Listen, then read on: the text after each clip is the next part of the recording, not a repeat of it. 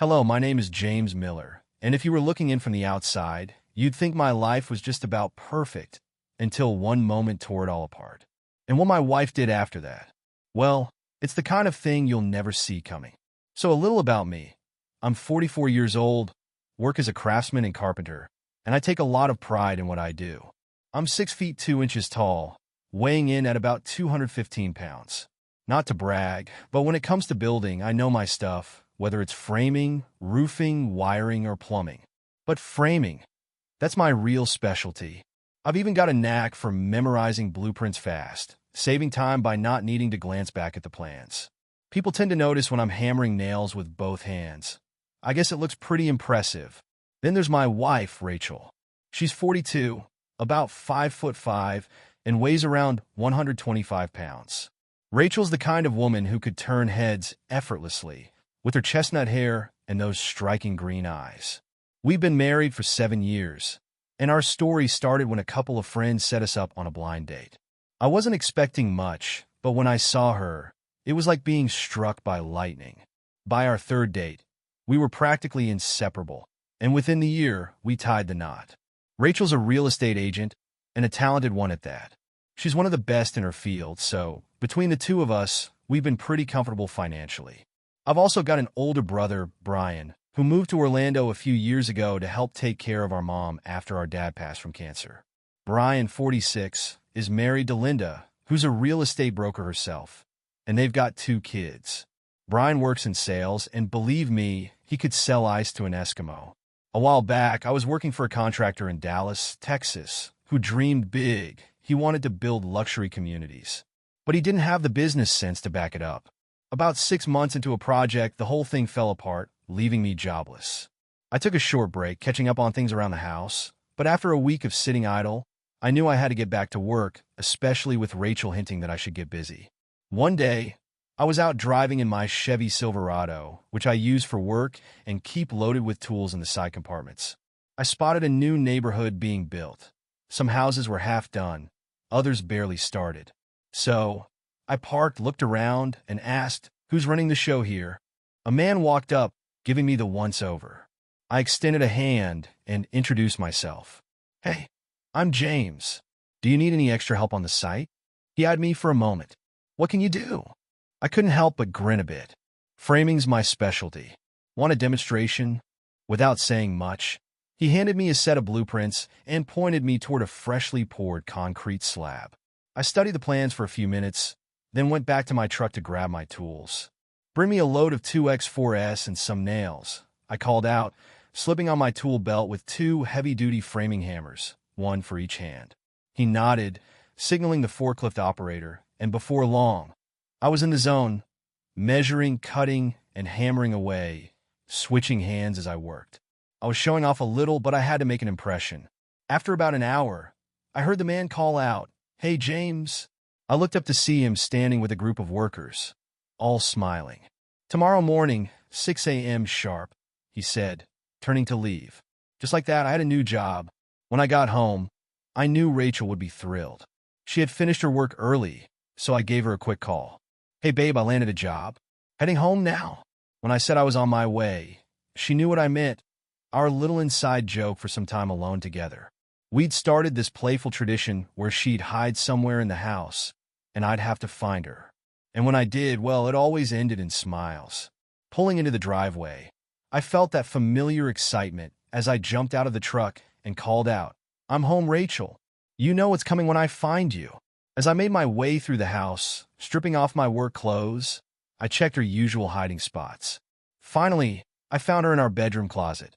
We didn't waste any time, and afterwards she teased, "You're such a brute, coming home and taking what you want."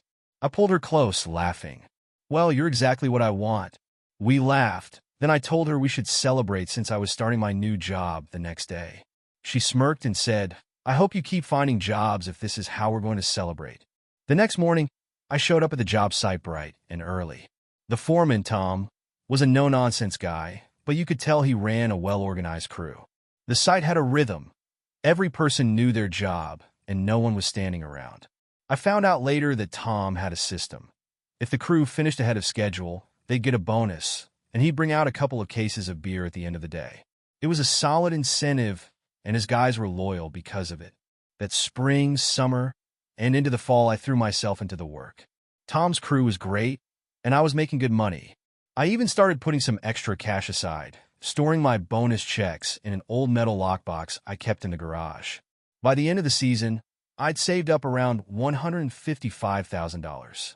I've been keeping it quiet, planning to surprise Rachel with a trip to Hawaii.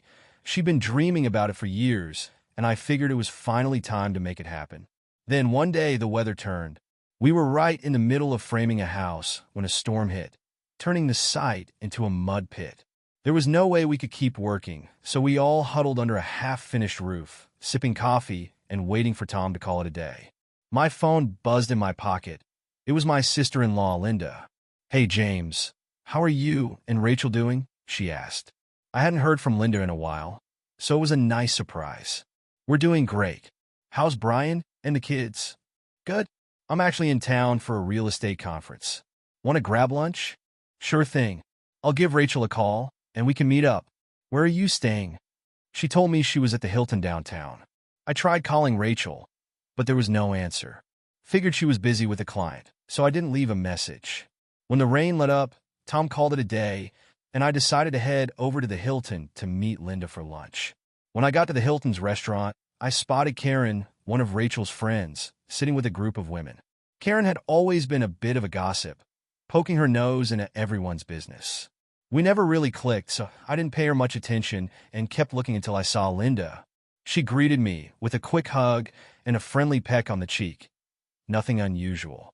We sat down, catching up on family, work, and life in general, enjoying a nice lunch.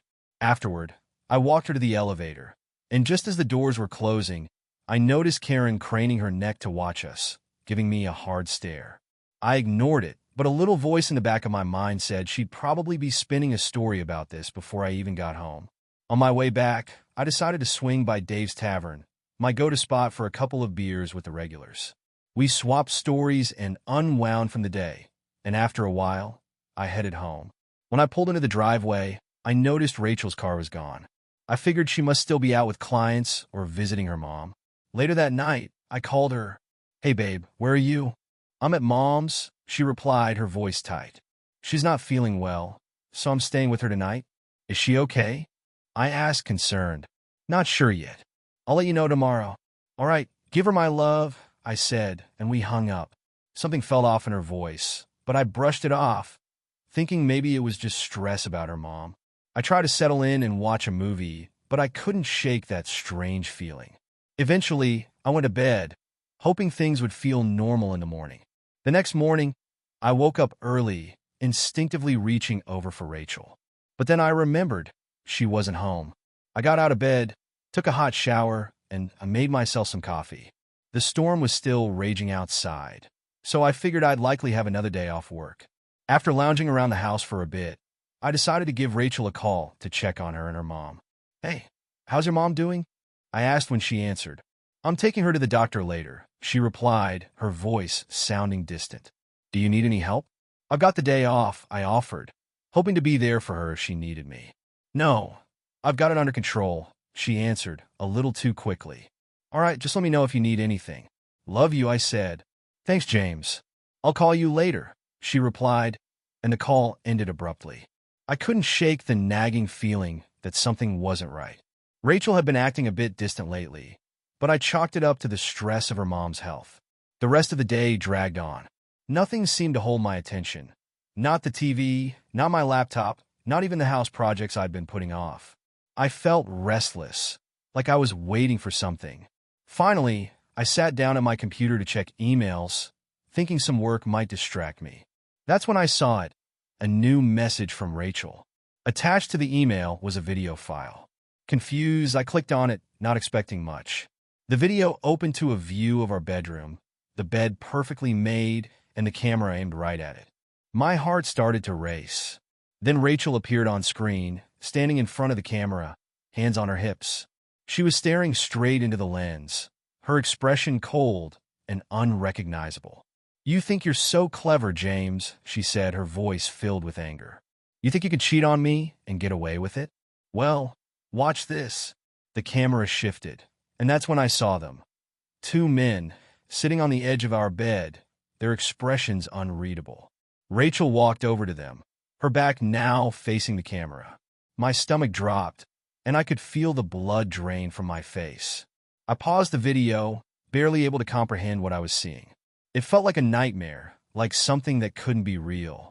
No, this can't be happening, I muttered, stumbling into the bathroom just in time to throw up. I splashed cold water on my face, trying to steady myself, but there was no escaping the harsh reality of what I'd just seen. Reluctantly, I went back to the laptop, my hands shaking as I clicked play again. This is Darius and Andre. Rachel's voice continued, filled with venom. I'm going to sleep with them, James, and you're going to watch. You deserve this. The words hit like a punch to the gut. My mind raced, trying to process the betrayal, the anger, and the hurt all at once. This wasn't just revenge. It was something beyond anything I could have imagined. It felt like she was tearing apart everything we'd built together, ripping out trust and respect by the roots. I couldn't watch anymore. Slamming the laptop shut, I felt my heart pounding in my chest, my mind spinning out of control. Karen, that must have been it. Karen must have seen me with Linda at the hotel, and she'd probably twisted the whole story into something ugly and untrue. But instead of asking me what happened, instead of giving me the benefit of the doubt, Rachel had gone straight for the jugular. In one ruthless, calculated move, she destroyed everything we had. I sat there in a daze, barely able to think, feeling like my entire world had just imploded. I spent the next few minutes staring at the wall, my stomach churning with a mix of anger, betrayal, and disbelief. I couldn't wrap my head around how quickly everything had spiraled out of control. Rachel hadn't even given me the chance to explain. She jumped to the worst possible conclusion without so much as a conversation. After what felt like an eternity, I stood up and stumbled toward the kitchen, hands still shaking. I reached for the bottle of bourbon we kept in the cabinet, poured myself a glass, then changed my mind and took a long drink straight from the bottle. The burn of the alcohol dulled the pain just enough to take the edge off. I took a few heavy swigs until I could feel the numbness settling in. That night, I drank myself into oblivion. It didn't fix anything, but for a few hours it made the pain a little easier to bear. The next morning, I woke up with a pounding headache, my mouth dry as sandpaper. The memories of the day before flooded back with a vengeance, sharper and more brutal than ever. Rachel's betrayal was still fresh, and no amount of alcohol could wash it away. I forced myself out of bed, took a couple of aspirin, and stood under a hot shower, scrubbing away at the feeling of grime and betrayal that clung to me. But no matter how much I washed, I couldn't shake the tainted feeling. Rachel had crossed a line I'd never thought possible, and there was no going back from that. Once I was dressed and slightly more functional, I sat down at the kitchen table with a cup of coffee, staring at the wall as the events replayed over and over in my mind. I kept asking myself why. Why hadn't she come to me first? Why hadn't she let me explain the innocent lunch with Linda? But none of it mattered anymore. The damage was done. For the next few days, I threw myself into work with Tom's crew, spending every waking moment on the job site. It was the only thing that kept me from spiraling. But in the back of my mind, a new idea started to form. A way to turn the tables on Rachel, to show her that I wasn't going to be the only one left broken. The more I thought about it, the more the idea solidified. If Rachel thought she could destroy me with that video, she was wrong. I wasn't one to play dirty, but she had crossed a line, and I couldn't just let it go. She'd gone to the extreme without a second thought. So why should I hold back? I spent the next few days carefully editing the footage she'd sent me. I cut it down to just the brutal parts, no context, no explanations, just the cold, hard evidence of what she'd done. Once it was ready, I went through her belongings until I found a backup drive with all her email contacts on it. Friends, family, co-workers, everyone important in her life. But I wasn't going to send it right away. No, I wanted to wait for the perfect moment, a time when she least expected it. This was going to be my final act before I walked away from everything we once had. 2 months went by, during which I threw myself into work like never before. Tom's project was wrapping up, and I was already considering moving on. I sold the house and signed the divorce papers without a word from Rachel. It was like we were strangers, two people whose lives had intersected and then split apart. On my last day at the job site, Tom handed me my final paycheck along with a generous bonus. I thanked him and the crew, loaded up my tools, and left the site for the last time. The house was sold, the marriage was over, and it was time to put everything behind me for good. As I drove north, leaving Dallas behind, a sense of freedom began to wash over me. Each mile I put between myself and my past felt like a weight lifting off my shoulders. I was heading for a fresh start in Sacramento, somewhere new where I could rebuild without the shadows of the past hanging over me.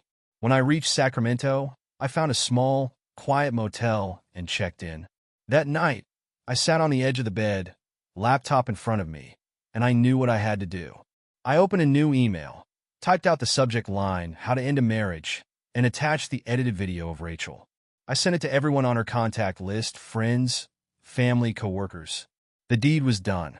As I closed the laptop, I felt an overwhelming sense of release.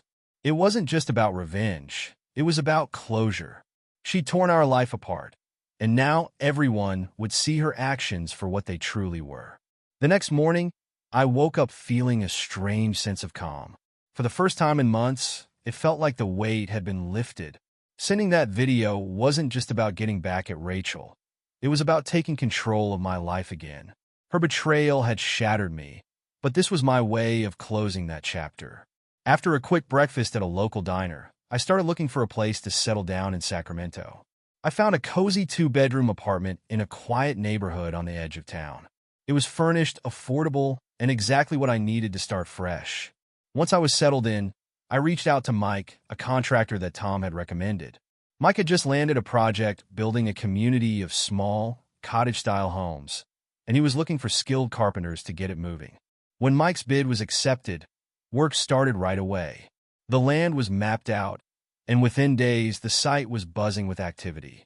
I joined the framing crew, and soon enough, we were laying foundations and putting up walls. Mike struggled to find experienced carpenters, so I stepped in to train some of the newer guys, which slowed us down a bit but kept the project on track. On weekends, I started looking for a home of my own. I wasn't in any rush, but I knew I wanted something permanent. After a few weeks of searching, I found a 3-bedroom house on a few acres just outside the city. It was a bit run down, but I could see the potential, and the land had a charm to it. A small, overgrown vineyard in the back that hadn't been tended to in years. I figured fixing it up would be a new challenge. Within weeks, the house was mine, and I spent my free time working on renovations. Tearing down old walls, replacing the roof, updating the kitchen and bathrooms. It kept me busy, and each project I completed felt like another piece of my life falling into place. Slowly but surely, I was building something new for myself. One weekend, after a long day of work on the house, a couple of guys from the job site invited me to check out Silver Oak Casino about an hour north of Sacramento. They told me it was a decent spot to grab a steak and maybe play some cards. I wasn't much of a gambler, but after everything I'd been through, a night out sounded like a good idea. The steak at the casino's restaurant was just as good as they said, and after dinner, I wandered over to the blackjack tables. I didn't plan to stay long, but then I noticed the dealer, a petite blonde with bright blue eyes and a quick smile. Her name tag read Sophie, and there was something about her energy that caught my attention. When a seat opened at her table, I took it. I wasn't expecting much, just a little entertainment, but Sophie's playful banter made the game a lot more fun. "Hey, Sophie," I said with a grin. "I'm not much of a gambler, so go easy on me." She smiled back. "No promises, James. The cards have a mind of their own." I didn't win much that night, but I didn't mind. I was there for the company as much as the game. Before I left, I tipped Sophie and said, "Maybe I'll see you around sometime." She winked as she collected the chips. "I'll be here." On the drive home, I couldn't stop thinking about her. Something about Sophie made me want to come back. Not just to play cards, but to see her again. 2 days later, I found myself back at the casino. When I sat down at her table, she greeted me with a familiar smile. "Back for more?" she asked, raising an eyebrow. "Yeah," I replied, trying to keep it casual. "Just thought I'd test my luck again." As we played, we chatted, and I could tell she remembered me from last time. Over the next few weeks, I made a habit of stopping by a couple of times a week. We exchanged jokes, smiles, and before long, we were more than just two strangers across a card table. One night, as I was getting ready to leave, I decided to take a chance. I wrote a note, slipped it under a stack of chips, and when Sophie collected them, she spotted it. She looked up with a knowing smile and tucked it into her pocket. The note read, "Call me for dinner." That Friday, my phone rang. When I answered, I heard Sophie's familiar, playful voice on the other end. "Hi, is this James, or did I just pick up some random guy's chips?" she teased. I laughed. "It's James, no mistake. So, dinner, huh? You think you can charm your way into a date?" Couldn't resist asking out the most beautiful woman in the room, I replied smoothly. She chuckled. "All right, let's give it a shot. How about tomorrow night?" We made plans to meet at a local restaurant. I arrived a bit early, feeling a mix of nerves and excitement I hadn't felt in years. When Sophie walked in, all those nerves melted away. She looked even more stunning out of her casino uniform, dressed in a simple black dress that fit her perfectly. "Wow, you clean up nice," I said, smiling. She grinned back. "You don't look so bad yourself, James." We settled into a cozy table, ordered a bottle of wine, and started talking. Conversation flowed easily. She had a natural charm, sharp wit, and a sense of humor that kept me on my toes.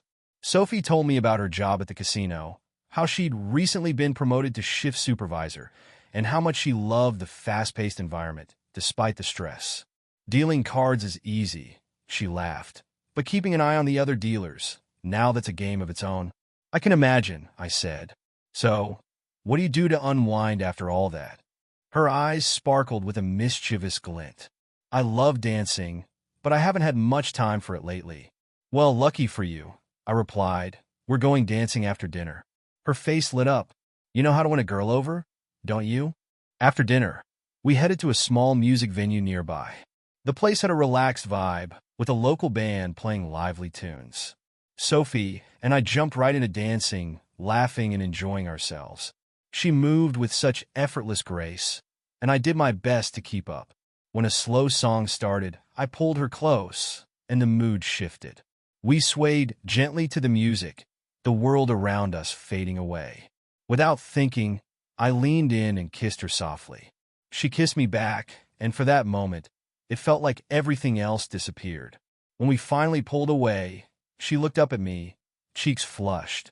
"Well, that was unexpected," she whispered. "In a good way, I hope?" She nodded, smiling. "Definitely a good way." After a few more dances, we called it a night. I walked Sophie to her car, and before she got in, she leaned over and gave me another quick kiss, leaving me wanting more. "Thanks for tonight, James. I had a great time," she said with a smile. "It was my pleasure," I replied, barely able to hide my own grin. "Let's do it again sometime?" "You can count on it," she said, winking before driving off. Over the next few weeks, Sophie and I continued seeing each other, each date better than the last. We fell into an easy rhythm, meeting up a few times a week, whether for dinner, a movie, or just a quiet evening together. With her, everything felt natural, like I'd finally found someone who understood me without all the complications of the past.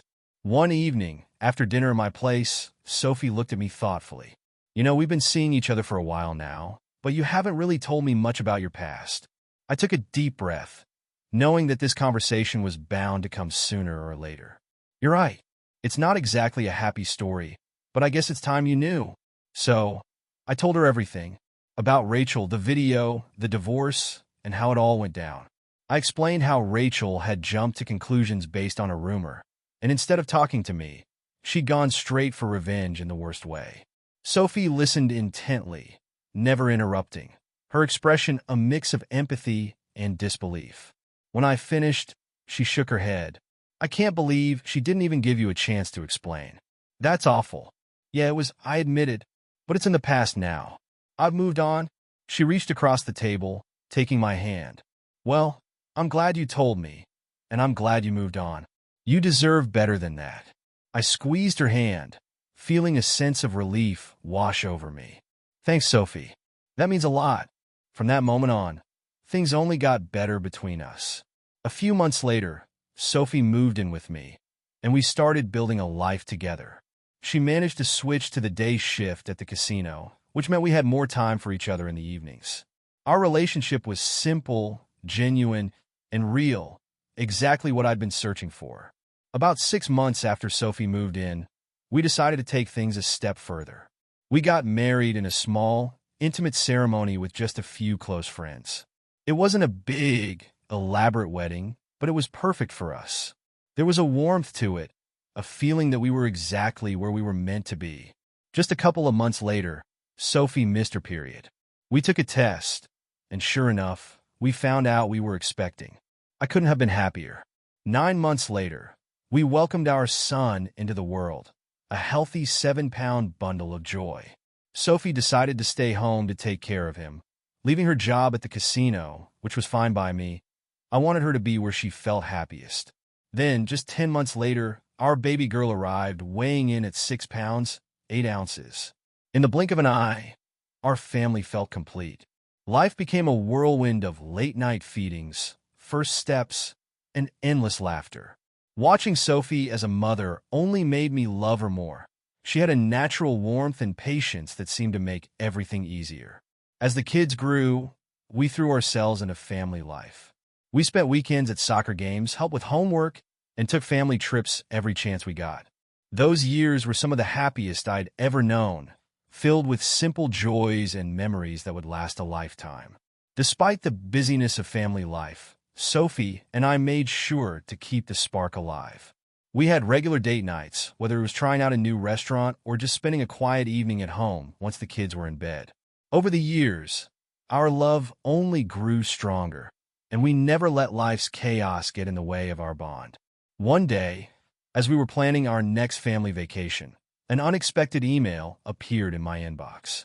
The subject line read, "You should know this." It was from Karen, Rachel's old friend.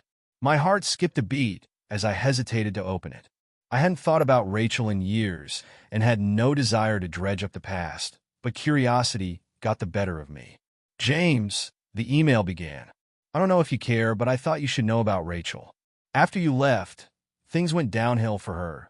Bad relationships, some trouble with the law, and a lot of poor decisions. I didn't want to tell you before, but I think you deserve to know." I sat back, staring at the screen. It hit me hard to hear that Rachel's life had taken such a dark turn. I'd worked so hard to move on and build a new life, but reading that email brought up old emotions, anger, sadness, even a hint of guilt. But as I sat there, I realized that her choices were her own. I had nothing to do with how her life turned out. I closed the email without replying. I wasn't about to reopen old wounds. I had moved on, and nothing from my past was going to disrupt the life I had now. As time went on, Rachel faded even further from my mind. Sophie and I continued to focus on our children, who were growing up faster than we could have imagined. Soon enough, they were off to college, navigating their first jobs, and stepping into the world as young adults. The once busy house grew quieter as they moved out, but we were proud of who they had become. With the kids starting their own lives, Sophie and I found ourselves with more time to spend together. So we traveled often, revisiting favorite places and discovering new ones. It was like we were rediscovering each other as well, and our love grew deeper with each passing year. Life felt simple and peaceful, like we'd finally reached the happiness we'd both been searching for. One summer evening, after a day spent working in the garden, we sat on the back porch watching the sunset. Sophie looked over at me, smiling. "You know," she said, "we've done a pretty good job, haven't we?" I nodded, reaching over to take her hand. "Yeah, we have, and I couldn't have done any of it without you." She laughed softly. "Oh, I don't know about that. You were doing fine before I came along." I shook my head, smiling. "No, Sophie, I wasn't. You gave me everything I didn't know I needed." We sat together in the comfortable silence, watching as the sun dipped below the horizon. I realized in that moment just how lucky I was. My life had taken turns I never expected, but each step had led me here, to this quiet, joyful life with a woman I loved more deeply than I could have ever imagined. As the years passed, we eased into retirement, enjoying the simple pleasures of life. Reading, gardening, long walks, and spending time with our children and grandchildren. Watching our grandkids run around the yard brought a joy unlike any other, reminding me of just how far I'd come since those dark days with Rachel. One afternoon, as we watched the grandkids play in the yard, Sophie turned to me with a contented smile. "We really did it, didn't we?" I squeezed her hand, looking at her with gratitude. "Yes, we did." Looking back, I realized how much my life had changed. The pain and betrayal of my first marriage once felt like the end of everything. But in reality, it was the beginning of something far better. Sophie had given me a life filled with love, laughter, and family. A life I never dreamed I'd have, and one I'd always be grateful for. In the end, it didn't matter how my story started. What mattered was how it ended, with peace, happiness, and the love of a woman who helped me rebuild from the ground up.